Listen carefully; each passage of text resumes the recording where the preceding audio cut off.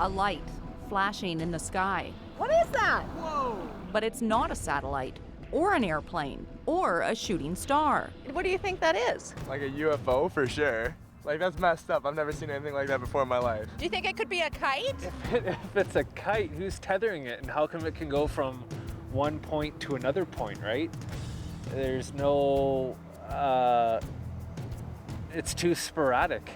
Maybe it's some kind of stray, like gone crazy, disconnected satellite? No, it's aliens invading our planet right now. There's hardly enough wind for anything to be held up like that. There's a bit of a breeze, though. And if a kite, well, okay, if it's a kite, then it's got to be heavy enough to hold a battery that can do all that flashing stuff for, what, 5 minutes? Be a pretty big kite, and it would reflect whatever light's around, so that's not a kite. I don't know what that is. And that's what Nanaimo's Neil Parman likes to hear. Who thinks about flying kites at night? Nobody ever thinks about that. You gonna stretch her out? But Neil thinks about it. He thinks about it a lot. Oh, we'll need that red tape. Many years ago, I had a good friend of mine. His name was Smoky Joe Dickinson. I had stunt kites before. I had flown stunt kites. Was doing that a little bit at the time. He was the guy who got me into single string kites and realizing that you could go for altitude.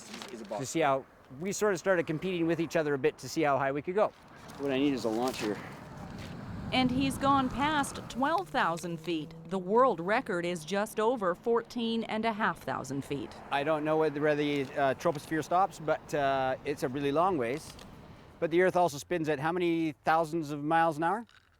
That says to me that should create enough wind right there for the kite to continue to pull outside of the atmosphere. Although that's not really my ballpark, or NASA could tell you more about that, but. So how many aliens live in that thing?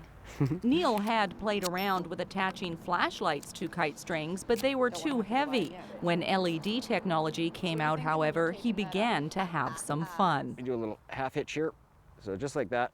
I've had a guy come from the hotel and said, I was watching a light up there last night. It wasn't you, was it? As I was flying a kite here during the day, I'm like, yeah, actually it was. He said, I watched it for an hour. Yeah. There is no limit to kites. There's no limit. Your imagination, you can make anything fly. You can make any shape, any form fly, which is really cool. Because I had thought about advertising on kites before. You could put up not just a label or a sign, you could put up people dancing. Let's go with a flatter delta, not with tails, something like this, but go to the next page. That's a perfectly good kite right there. Neil can make pretty much any kite without much more than a quick photo reference. His sons are eager assistants. He sees himself as a bit of an inventor, and he's very proud and excited about his head sled. Oh my gosh. He plans to attach a kite to this one day.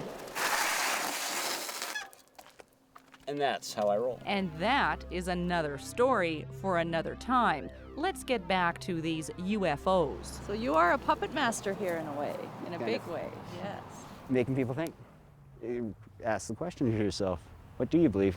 Look how far it is away. There's no way that can be a kite. Neil talks about clean wind and how wind moves like water. He's fishing for someone to have a little fun with. He'll spend hours here. His kite, his light, and the thrill of making people think. I'm not responsible for what people think. Maybe that's what it is some kind of camera. To put the question out there is what I was doing. People who see Neil's lights often stop, pull out their cameras, and post the results on YouTube. Nanaimo's count of UFO sightings is pretty high. In Nanaimo, I'm Kate Bergen. That's what's behind UFOs? Really?